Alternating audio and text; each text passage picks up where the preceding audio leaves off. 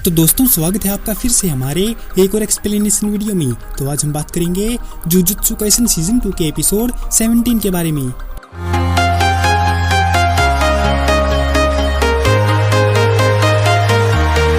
Episode की शुरुआत में एक फ्लैशबैक आता है जिसमें यूजी के दादाजी उसको इंसानों को बचाने के लिए बोल रहे हैं। प्रेजेंट में रात 11:05 पर शिबुया 109 के सामने डोंगेजाका इलाके में चोटीबाज हारुटा शिगेमो बहुत बुरी तरह से घायल मेगुमी का पीछा करता है। मेगुमी दूर जाकर गिर जाता है और अपनी 10 शैडोज टेक्निक के बारे में इंफॉर्मेशन देता है कि 10 शैडो टेक्निक यूजर को सबसे पहले डिवाइन डॉग के अलावा और कुछ नहीं मिलता। जब यूजर उनको काबू में कर लेता है तो यूजर को नए शिकिगामी मिलते जाते हैं और फिर 10 के 10 शिकिगामी यूजर के साथी बन जाते हैं। चोटीबाज बोला कि तुम मुझे पास नहीं आने दे रहे हो, तुम बहुत ज्यादा शक्तिशाली हो, बिल्कुल उस लड़की की तरह।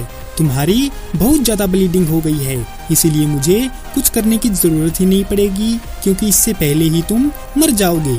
तभी उसके पीछे धमाका होता है तो चोटीबाज बोला, अरे वहाँ पर कौन है, बहुत जोश में है। मेगुमी बोला कि 10 शिकिगामियों में से एक बहुत ही ठीक है, उसको काबू में नहीं किया जा सकता। सच बताऊं तो उसे आज तक कोई भी काबू में नहीं कर पाया है।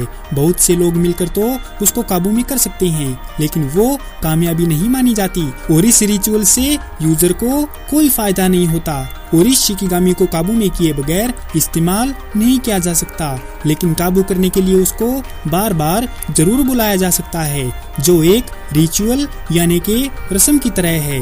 मेगुमी को याद आता है कि जब गोजो ने उसको कहा था कि जेनिन क्लैन और गोजो क्लैन में दुश्मनी क्यों है। वैसे इन दोनों परिवारों में हमेशा से ही दुश्मनी नहीं थी। किसी एक जमाने में एक कंपटीशन हुआ था जिसमें खेलते हुए दोनों परिवार के हेड जोश में आ गए थे और एक दूसरे को खत्म करने पर तुल गए थे। उनमें से एक के पास मेरी तरह 6 साइज थी और दूसरे के पास 10 शैडोज टेक्निक। हो सकता है कि लड़ाई जीतने के लिए 10 शैडो यूजर ने उस ठीक शिकिगामी को बुलाया होगा और वह उसे कंट्रोल में नहीं कर पाए, जिससे उसने उन दोनों को ही मार डाला। प्रेजेंट में मेगुमी चोटीबाज को बोला कि इस शिकिगामी को आज तक जुजुत्सु जादूगरों की हिस्ट्री में कोई भी काबू में नहीं कर पाया है। इतना बोलकर मेगुमी रिचुअल शुरू कर देता है और चोटीबाज को भी जबरदस्ती उसमें शामिल कर लेता है। तभी वहाँ की सभी लाइट्स ऑफ हो जाती हैं और हर तरफ अंधेरा छा जाता है। तभी अचानक सुकुना दूर से मेगुमी की कर्स एनर्जी को महसूस करता है और उराउमे को ऑर्डर देता है कि मुझे खुश करने की तैयारी शुरू कर दो क्योंकि बहुत ही जल्दी मैं इस गधे की बॉडी से फ्री होने वाला हूँ। जिस पर उराउमे जवाब देती है कि वो सभी तैयारी करके उसका इंतजार करेगी और दूसरी तरफ रिचुअल शुरू हो जाता है जिसमें कई सारे डिवाइन डॉग और टोड महान सेनापति के स्वागत में खड़े थे। तभी वहाँ पर एंट्री होती है 8 हैंडल्ड स्वॉर्ड्स डाइवर्जेंट शिला डिवाइन जनरल माहोरागा की, जिसे देखकर चोटीबाज सहम जाता है। तो मेगुमी उसको कहता है कि ओए चोटीबाज, तू तैयार रहना क्योंकि पहले मैं मरूंगा, इसके बाद तेरी बारी। तभी माहोरागा मेगुमी को एक घुसंड पेलकर साइड करता है। मेगुमी दीवार से टकराकर बेहोश हो जाता है और अपनी मौत का इंतजार करने लगता है। ये सब देखकर चोटीबाज की फटकर हाथ में आ गई थी। चोटीबाज माहोरागा से बचने की काफी कोशिश करता है लेकिन माहोरागा उसके पास आकर चोटीबाज को अपने हाथ से मार डालता है। तभी हमें चोटीबाज की तकनीक के बारे में पता चलता है जो कि इस तरह है। उसकी याददाश्त से जिंदगी के करिश्मे मिटकर छोटे छोटे टुकड़े उसकी आंखों के नीचे लगे निशानों में आ जाते हैं। अगर कोई चोटीबाज को मार डालता है तो चोटीबाज का एक निशान गायब हो जाता है। अगर साफ साफ शब्दों में समझाऊं तो चोटीबाज के ये निशान उसकी लाइफ लाइन है। अगर ये खत्म हो गए तो चोटीबाज पूरी तरह से मर जाएगा। तभी सुकुना आकर चोटीबाज को बचा लेता है और मेगुमी के पास जाकर खड़ा हो जाता है और सोचने लगता है कि मेगुमी ने शिकिगामी कंट्रोल रिचुअल स्टार्ट किया है। जिसमें चोटीबाज भी शामिल था। मेगुमी तो पहले ही बेहोश हो चुका है। अगर चोटीबाज मर जाता तो ये रिचुअल खत्म हो जाता और मेगुमी की अटकी हुई जान भी निकल जाती। सुकुना मेगुमी को बचाने और माहोरागा को हराने के लिए रिचुअल में पार्टिसिपेट करता है ताकि रिचुअल कैंसिल हो जाए। सुकुना माहोरागा की तरफ बढ़ने लगता है और लड़ने के लिए रेडी हो जाता है और माहोरागा के सिर पर लगा चक्र हिलता है, जिसे धर्म चक्र भी कहा जाता है, जो बुद्धिज्म से रिलेटेड है।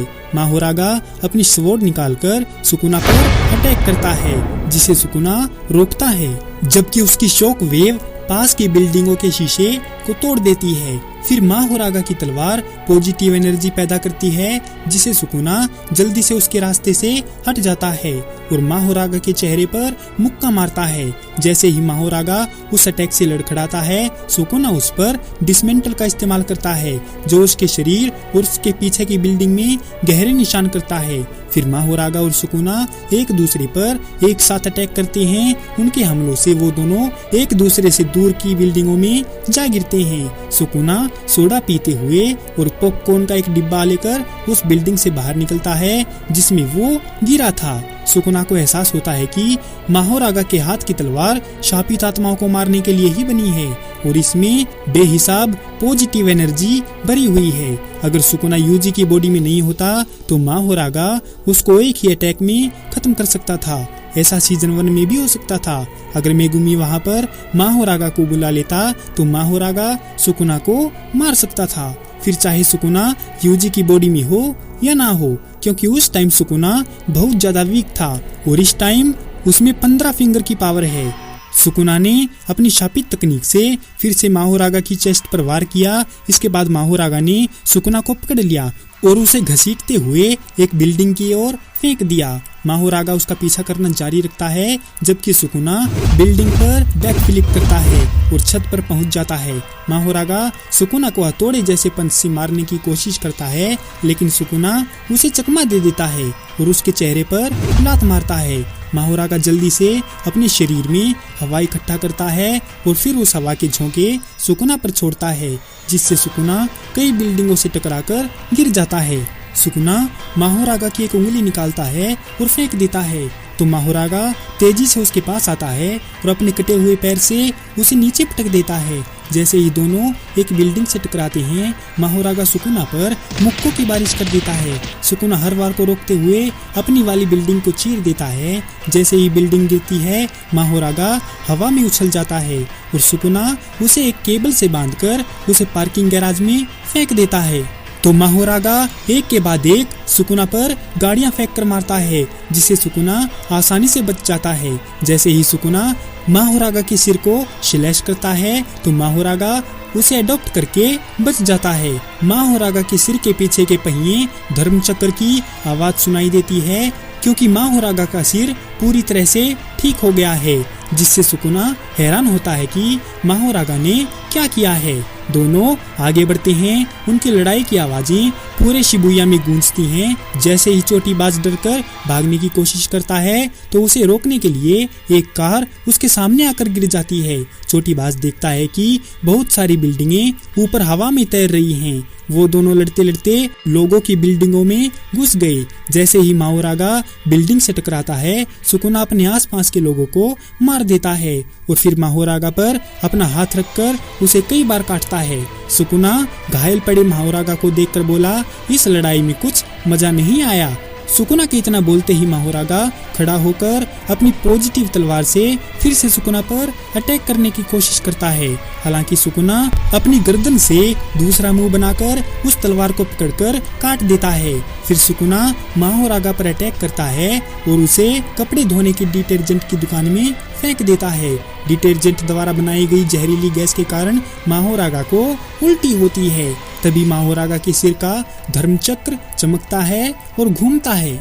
सुकुना और माहोरागा की लड़ाई शिबुया में जारी है, जिसमें ना जाने कितने ही स्ट्रक्चर और बिल्डिंगें डिस्ट्रॉय हो गई हैं और बहुत सारे लोगों की जान चली गई है।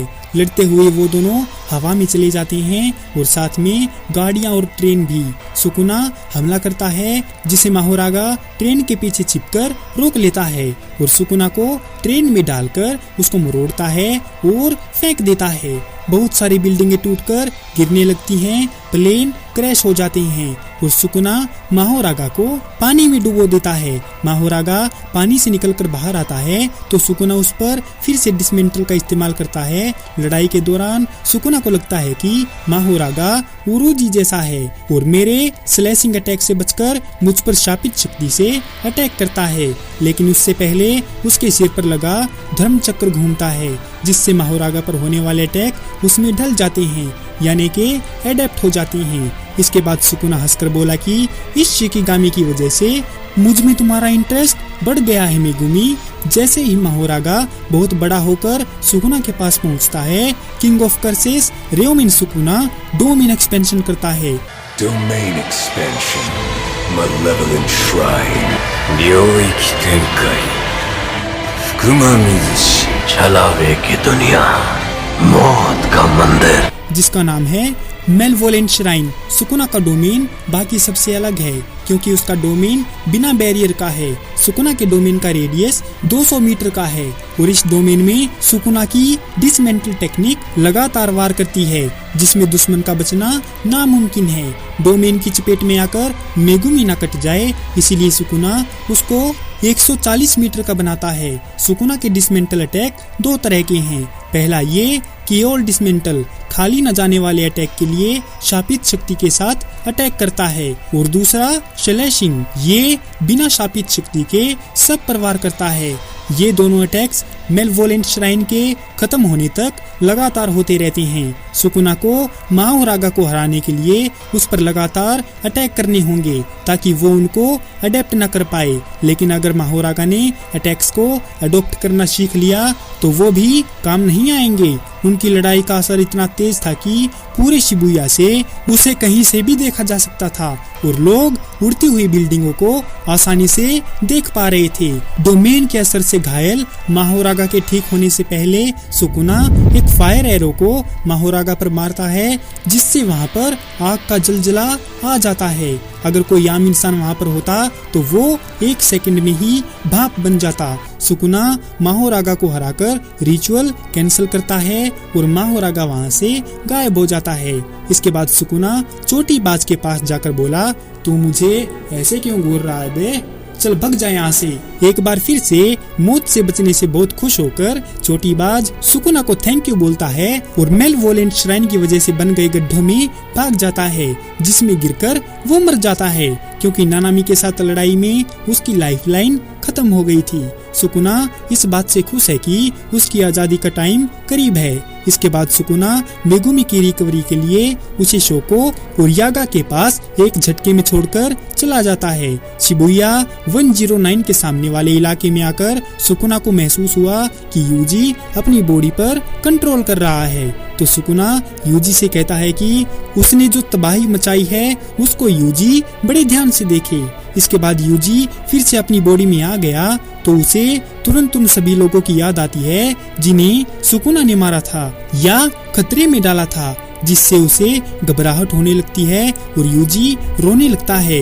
वह खुद को मारने के लिए चिल्लाने लगता है। कुछ मिनटों के बाद यूजी शांत हो जाता है। उसे एहसास होता है कि उसे लड़ना होगा और लोगों की मदद करनी होगी, नहीं तो वो लोगों की नजरों में एक कातिल के अलावा और कुछ नहीं रहेगा। इस बीच जोगो द्वारा जलाए गए बॉडी के आधे हिस्से और एक आंख के बिना बुरी तरह से इंजर्ड केंटो नानामी शिबुया स्टेशन के गलियारे से नीचे की ओर आता हुआ दिखाई देता है।